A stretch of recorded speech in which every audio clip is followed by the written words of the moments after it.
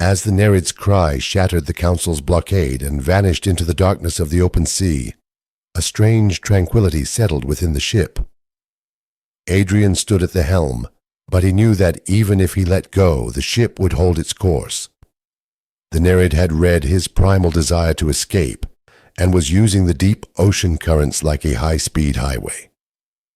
Young Adrian Dean, voiceover. The first time I spoke to my ship, I realized she wasn't just a machine. She was the collective echo of 1,000 screams swallowed by the ocean. But now, another sound was rising from the depths. An old, crackling, forgotten frequency. The voice of a ghost that even the council fears. Ilara felt a pulse in the map within her mind. She guided the Nereid toward Bone Island, a jagged rock formation surrounded by perpetual violent whirlpools. This was the place where old pirates and council defectors came to leave their memories behind. As they docked, a massive lighthouse rose through the fog. But this tower didn't emit light. It broadcasted radio waves. These waves caused the burn scar on Adrian's chest to vibrate like a compass needle caught in a magnetic storm. On the island, they were met by a man in rusted armor, his face covered in bandages. Violin. Ilara froze at the sight of him. Violin was one of the last survivors of the ancient Navigator Guild, the same guild that had mapped the secrets in Ilara's mind.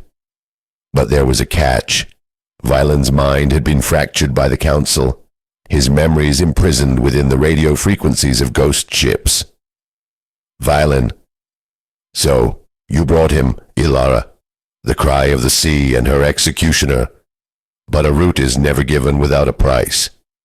Adrian Dean, if you truly wish to touch the soul of this ship, you must first face your own darkness. Valen led Adrian to the massive frequency chamber at the top of the tower. Adrian had to wear a neural helmet that connected directly to the Nereid's nervous system. The moment the connection went live, the world vanished. Adrian found himself back on the deck of the Phantom, his hands around Malphas's throat. But this wasn't a memory. It was a simulation by the Nereid, testing Adrian's loyalty.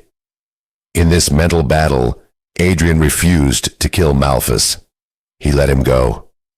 At that exact moment, the static in the room died down, and a clear voice emerged. These were the coordinates to the first key of the perfect route. Go not where the sun sets, but where the sea flows vertically.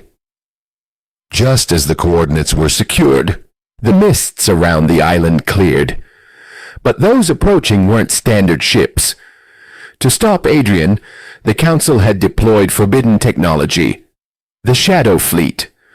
Ghostly, autonomous black vessels with no crew, powered entirely by the crushing pressure of the deep ocean.